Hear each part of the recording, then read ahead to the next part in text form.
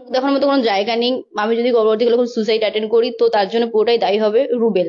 আমার পাড়া বা আমার এলাকা, আমি যেখানে পড়াশোনা করি সে কোথাও আমি মুখ দেখাতে পারছি না। আমাদের পাড়া থেকে আমাকে বলেছে যে এই মেয়ে যেন ঘরে না ঢোকে। বক্তব্য বলতে এই ভিডিওটা একান্ত আমার পার্সোনাল ভিডিও ছিল। আমার ফোন থেকে আমাদের খুব কাছেরই বন্ধু রুবেল নামে একটা ছেলে সেই ভিডিওটা চুরি করে নিয়েছে। নিয়ে দীর্ঘদিন আমাদের ব্ল্যাকমেইল করেছে। ব্ল্যাকমেইলের আমরা যখন শিকার হইনি, তো এখন আমরা দুজন অন্য জায়গায় কাজ করতে যখন চলে এসেছি তখন ওই ভিডিওটা পোস্ট করে দিয়েছে। তো আমরা ভাবতেও পারিনি ভিডিওটা সে পোস্ট করবে। শফিকের সঙ্গে তোমার সম্পর্ক কি? আমরা রিলেশনশিপে আছি কতদিন থেকে আছো? সামথিং 1.5 বছর। ভিডিওটা কতদিন আগে? 1.5 বছর আগেকার। আমি আপনাদেরকে আবার অনুরোধ করছি যে ভিডিওটা আপনারা আর কেউ পোস্ট করেন না, আর আপনাদের ফোনে থাকলে ভিডিওটা ডিলিট করে দেন। আর আমাকে কেউ ইনস্টাতে এবং ফেসবুকে বাজে বাজে কমেন্ট করবেন না, আর কোলাবরেশন তো করবেনই না। আমার নিজেরই খারাপ লাগছে ভিডিওটা, কারণ আমি তো ভুল করেছি। আর আপনারাও আমার এই ভিডিওটা বেশি বেশি করে শেয়ার করে ভুল করছেন। হয়তো আবার আপনারা এই ভিডিওটা নিয়ে রোজ করবে, যে বলবে তুই ভিডিও পোস্ট করেছি, তো আমরা তো বলবোই, আমরা তো ভিডিও পোস্ট করবে। আপনারা অনেকেই বলছেন। তো সত্যি বলতে গেলে আমি আগে থেকেই ভাইরাল ছিলাম, আর সত্যি বলতে গেলে আমার মান সম্মান নষ্ট করে আমি কখনো চাইবো না যে আরো ভাইরাল হতে।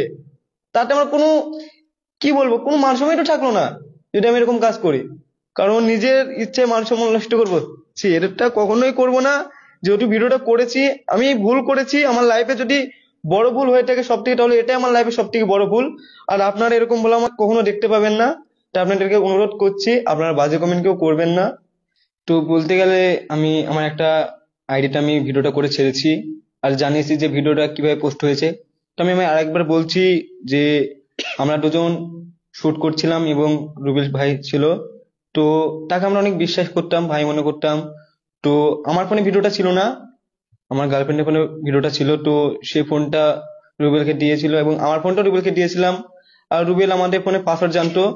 তো সে ভিডিওটা নিয়ে নেয়, নিয়ে নেওয়ার পরে আমাদেরকে কন্টিনিউ ব্ল্যাকমেল করে। ব্ল্যাকমেল করার পরে একসময় এতটা রাগ হয়ে গেছিল, ভেবেছিলাম বাড়ি আসার পর আর ফোনই তুলবো না। আর আমি সত্যি বলতে গেলে বাড়ি আসার পর আর ফোন তুলিনি এবং ওর নাম্বারটা ব্লক করে দিয়েছিলাম। কিন্তু ভাবতে পারিনি যে এই ভিডিওটা পোস্ট করে দেবে। যখন পোস্ট করে দেয় তখন অনেক ফোন করেছি, অনেকজনকে ফোন করেছি, তখন আমার ফোন কেউ তোলেই নিকো। তো এটুকুনি। ভিডিওটা কতদিন আগেকার ভিডিও? ভিডিওটা এক এক বছর 1.5 বছর হবে। 1.5 বছর হয়ে গেল?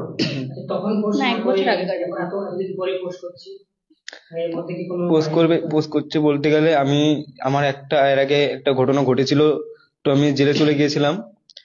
তো তখন ভিডিওটা তার কাছে ছিল। আমি জেলে আসার পরে তার সাথেই ছিলাম এবং তার সাথে ভিডিও করছিলাম, সবকিছু করছিলাম। তারপরে অনেকটা রাগ হয়ে গেছিল, তারপরে ফোন টোন তুলিনি, সেজন্য ভিডিওটা পোস্ট করে দিয়েছি।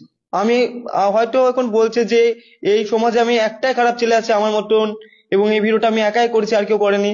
সত্যিটা বলতে গেলে আমার দুটো বন্ধু আছে, সে বন্ধু দুটো বললো যে তোমার মতন ভাই অনেক কাজ করেছে কিন্তু তারা ভাইরাল নেই, সেজন্য তোমার ভিডিওটা কেউ পোস্ট করছে না এবং তাদেরকে নিয়ে ট্রোল করছে না। আর বাচ্চারা খারাপ হয়ে যায় বলতে গেলে। ভিডিওটা যদি আপনারা বেশি বেশি যদি শেয়ার না করতেন, তাহলে ভিডিওটা বাচ্চারা কখনোই দেখতে পেতো না। আপনারা ভিডিওটা পোস্ট করছেন এবং আপনারা ভিডিওটা শেয়ার করছেন, আর আপনারা সেই ভিডিওটা নিয়ে ভিডিও করছেন বলে বাচ্চারা দেখতে পাবে, তাছাড়া কিছুই না।